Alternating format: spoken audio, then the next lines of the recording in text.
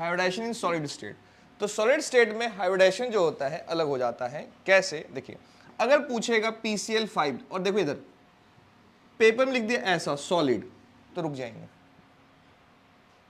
Paper में ऐसा question आ गया कि PCl5 और सॉलिड और हाइब्रिडाइजेशन पूछे, रुक जाएंगे। इसमें पूछेगा, देखिए इसके ना हाइब्रिडाइजेशन के लिए इसको ब्रेक करना होता है केटाइनिक में और एनाइनिक फॉर्म में। जैसे इसको ब्रेक करेंगे तो होता है PCl4 positive plus PCl6 negative.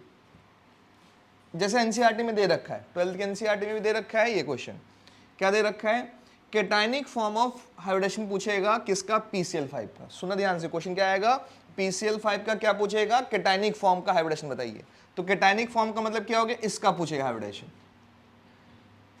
अगर पूछेगा हाइब्रिडेशन पूछा कि एनाइनिक फॉर्म का हाइब्रिडेशन बताइए, किसका? PCl5 का, तो इसका मतलब ये पूछ रहा है। कुछ समझ में आया क्या बोलना चाह रहा मैं? समझ में आया कुछ क्या बोलना चाह रहा? तो अगर ये बोलता है तो इसका मतलब ये होता है। जो मैं कह रहा वो समझ में आ रहा? क्लियर है सबको? ठीक है। तो इसका मतलब है, अब इसका निकालते, PCl4 का निकालते हैं हाइब्रिडेशन। तो कैसे निकालेंगे? वही है, अगर मैं पॉजिटिव P को दे दूं तो किसकी तरह बिहेव करेगा? कार्बन की तरह। तो इसके 5 होते हैं वैलेंस इलेक्ट्रॉन, ठीक है, तो 4 है वैलेंस इलेक्ट्रॉन, तो कार्बन की तरह भी आप ट्रीट कर सकते हो। तो 4 बॉन्ड बनाएगा इसका मतलब, तो कुछ ऐसा बनेगा टेट्राहेड्रल। कैसा बनेगा? टेट्राहेड्रल। 4 सिग्मा मतलब sp3, s प्लस p के कितने हो गए? 3, टोटल कितने हो गए? 4। तो 4 का मतलब टेट्राहेड्रल। दिख रहा है यहाँ पे 4 का, 4 सिग्मा मतलब टेट्राहेड्रल। PCl6 देखते हैं। अब सुने ध्यान से, अगर मैं एक निगेटिव दे दूं उसको, किसको दे दिया निगेटिव? फास्फोरस को, तो किसकी तरह बिहेव करेगा? इतना सल्फर। किसकी तरह बिहेव करेगा? सल्फर। देखिए एक इलेक्ट्रॉन आ गया, कितने इलेक्ट्रॉन हो गए? 16। 16 किसका होता है? सल्फर का। सल्फर में वैलेंस इलेक्ट्रॉन कितने होते हैं? 6। नहीं आया समझ में? और सल्फर कितने मैक्सिमम बॉन्ड बनाता है? 6। नहीं आया समझ में? क्या बोला मैंने? सल्फर मैक्सिमम बॉन्ड कितने बनाता है? 6। देखिए सबको पता है, अच्छी बात है, ठीक है। तो इसका मतलब है यहाँ पे फास्फोरस यहाँ पे 6 बॉन्ड बनाएगा, 6 बॉन्ड बनाएगा। क्यों बनाएगा? क्योंकि यहाँ पे नेगेटिव चार्ज आ गया।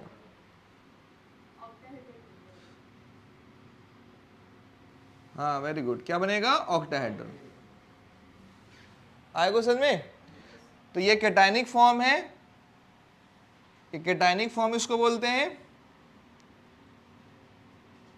और इसको एनायनिक फॉर्म। किसका? PCl5 solid. इसको क्या बोलेंगे? PCl5। ये भी क्या बोलेंगे? PCl5 सॉलिड का। कुछ समझ में आया? चलिए लिख लिया इसको। सुनिए ध्यान से, अब दिमाग में क्वेश्चन आएगा, जैसे पूछा है इसने। क्या क्वेश्चन आया? सर ये डिवाइड कैसे हुआ? ये भी क्वेश्चन सही है। तो सॉलिड स्टेट के कुछ मॉलिक्यूल्स के हमें याद करने पड़ेंगे, ठीक है। और आता है डायरेक्ट इसी से, आता भी क्या है? डायरेक्ट इसी से आता है, मतलब कुछ नया नहीं करना पड़ेगा, कुछ नया नहीं मिलेगा। बस मैं कुछ नया नहीं मिलेगा, आएगा यही आएगा। और ज़्यादातर क्वेश्चन PCl5 पे ही आया है, मतलब कुछ मॉलिक्यूल और भी हम याद कर लेंगे सेफ्टी के लिए। बस में कुछ, चलिए अब छाप लें। नेक्स्ट, अब PCl5 के साथ है। अब देखिए एक और अच्छा क्वेश्चन है, एनसीईआरटी ने तो बता दिया, चलो कोई बात नहीं है, बट एनसीईआरटी की और बात बतानी चाहिए।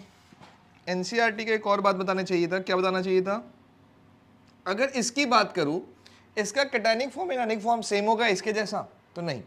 देखिए इसका कैटायनिक फॉर्म सेम होता है, इसके जैसा ही होता है, बट एनायनिक फॉर्म कुछ ऐसा होता है। दिख रहा है सबको? तो एनसीईआरटी को बताना चाहिए था ये बात। अगर पूछ लेगा तो गलती कर सकते हैं बच्चे। अरे समझ में आएगा नहीं है? तो इसका मतलब अगर कैटायनिक फॉर्म इसकी बात करो तो हाइब्रिडेशन क्या होगा? वही टेट्राहेड्रल। बट इसका हाइब्रिडेशन होगा? नहीं होगा। एक एटम की हम बात नहीं करते हाइब्रिडेशन, ठीक है। बात समझ में आएगी नहीं है?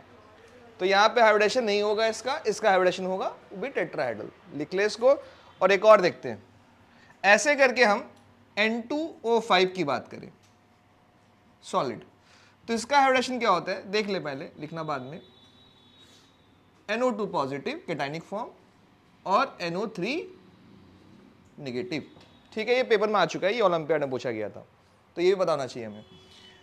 तो NO2 पॉजिटिव का निकाला जाए हाइब्रिडेशन, कुछ शेप ऐसा बनेगा। अगर N पे पॉजिटिव दे दिया जाए तो किसकी तरह बिहेव करेगा, किसकी तरह बिहेव करेगा, अरे कार्बन की तरह करेगा ना। लीनियर छोड़ो, पहले अभी बताओ। अगर नाइट्रोजन पे पॉजिटिव दे दिया जाए, नाइट्रोजन का वैलेंस इलेक्ट्रॉन कितना होता है 5, अगर उसको पॉजिटिव दे दिया जाए तो कितना होगा 4। तो इसका मतलब इसके साथ 2 बॉन्ड, इसके साथ 2 बॉन्ड, इसके साथ बन गया। और ये शेप कैसा होता है लीनियर हाइब्रिडेशन sp। आए कुछ समझ में? ठीक है, अब इसका देखते हैं, इसका क्या बनेगा। स्ट्रक्चर कुछ ऐसा बनता था, याद है, और एक कोऑर्डिनेट बॉन्ड। ठीक है, इसका हाइब्रिडेशन क्या होता था sp2, sp2 इसका क्या होगा ट्रायगोनल प्लेनर।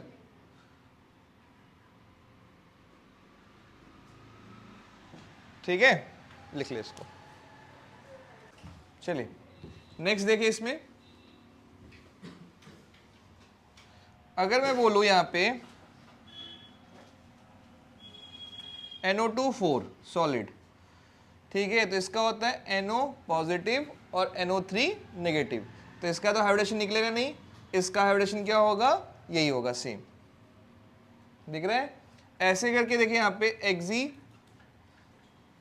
F6 सॉलिड की बात करें तो इसका हाइब्रिडेशन क्या होता है, इसका कैटायनिक फॉर्म क्या होता है, ऐसा कुछ होगा और F माइनस, तो मतलब एनायनिक फॉर्म का हाइब्रिडेशन होगा, अरे बोल लो यार, और इसका होगा। ठीक है, तो इसका हाइब्रिडेशन क्या होगा बताइए, हाइब्रिडेशन क्या होगा जल्दी बताओ। इसका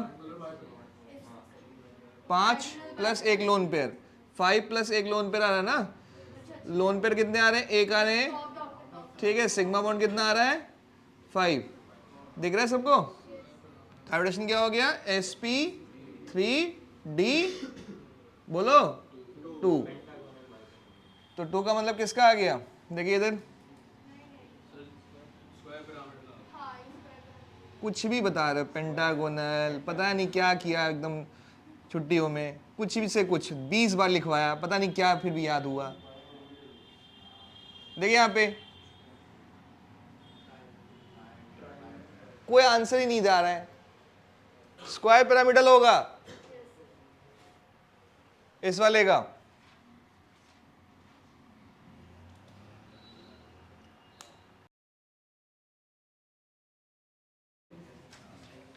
देखिए यहाँ पे जब पूछ रहा तो यहां ध्यान दें। ठीक है, चलिए इसका देखते हैं। अब अगर आयोडीन की बात करें तो आयोडीन में वैलेंस इलेक्ट्रॉन कितने होते हैं 7 होते हैं। ठीक है, अगर एक पॉजिटिव दे दिया जाए 6 हो गया, अगर 2 Cl इसके साथ बना दिया जाए तो कुछ ऐसा होगा। ठीक है, अब देखिए क्या हो रहा है, 2 लोन पेयर और क्या आ रहा है 2 सिग्मा, 2 लोन पेयर और 2 सिग्मा, तो क्या होगा इसका हाइब्रिडेशन, हाइब्रिडेशन क्या होगा sp3, और sp3 का क्या होता है बेंट होता है, तो बेंट का शेप कुछ ऐसा बनेगा।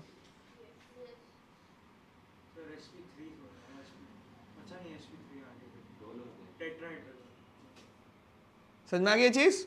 ठीक है, इस वाले के देखते हैं। अगर I पे निगेटिव दे दिया जाए तो वैलेंस इलेक्ट्रॉन कितना हो जाएगा 8 हो जाएगा। ठीक है, इसका भी कैसा बनेगा, कुछ ऐसा बनेगा, इसके साथ Cl Cl, फिर इसके साथ Cl Cl, दिख रहा है सबको, इसका Cl, फिर इसका Cl और फिर एक लोन पेयर, तो ये कौन सा हो जाएगा डिस्टॉर्टेड या कॉप्ड ऑक्टाहेड्रल, डिस्टॉर्टेड ऑक्टाहेड्रल, दिख रहा है सबको। और ये शेप कौन से हैं बेंट या एंगुलर भी बोलते हैं इसको। ठीक है, इसका हाइब्रिडेशन बताइए sp3 1 2 3 4 5 6 7 D3।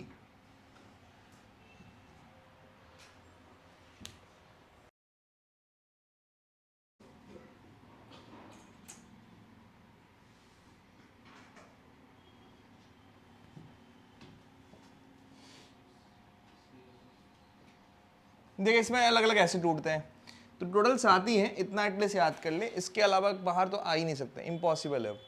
इसके बाहर तो अब आ ही नहीं सकता क्वेश्चन। अगर सॉलिड स्टेट का हाइब्रिडेशन पूछा जाएगा तो इन 7 में से कोई एक आएगा, और 90% चांस है कि पहले 2 आ जाए, ठीक है। बस 10% चांस है कि बाकी 5 भी आ सकते हैं। चलिए कोई नहीं, देख लेंगे यहाँ पे। अब इसका निकालते हैं वैलेंस इलेक्ट्रॉन। अगर Cl पे कितने होते हैं वैलेंस इलेक्ट्रॉन? 7 होते हैं। अगर एक इलेक्ट्रॉन हटा दिया जाए तो पॉजिटिव आ जाएगा इस पे, एक इलेक्ट्रॉन जाएगा तो पॉजिटिव। चलो अब कितने हो गए वैलेंस इलेक्ट्रॉन? 6 तो 2 इसके साथ बना लिया और 2 इसके साथ और एक लोन पेयर, तो हाइब्रिडेशन क्या हो गया? sp2। sp2 में भी क्या होता है? ये वाला बेंट होता है, बेंट या एंगुलर, ठीक है। चलिए इसमें आते हैं। Cl में वैलेंस इलेक्ट्रॉन कितने होते हैं? 7। एक माइनस आ गया तो एक इलेक्ट्रॉन एक्स्ट्रा आ गया, तो 2 बॉन्ड इसके साथ, 2 बॉन्ड इसके साथ, 2 बॉन्ड इसके साथ, 2 बॉन्ड इसके साथ। अब बताइए क्या आ गया? हाइब्रिडेशन sp3, और शेप कैसा होगा? टेट्राहेड्रल। और एक और बताया था मैंने कि इससे ज़्यादा स्टेबल कौन सा होता है? निगेटिव वाला। क्यों होता है हम आगे सीखेंगे, क्योंकि रेजोनेंस स्टेबलाइज होता है ये वाला, ठीक है। तो इसका भी थोड़ा ध्यान रखेंगे क्योंकि रेजोनेंस स्टेबलाइज होता है, बाद में सीखेंगे रेजोनेंस। छाप ले।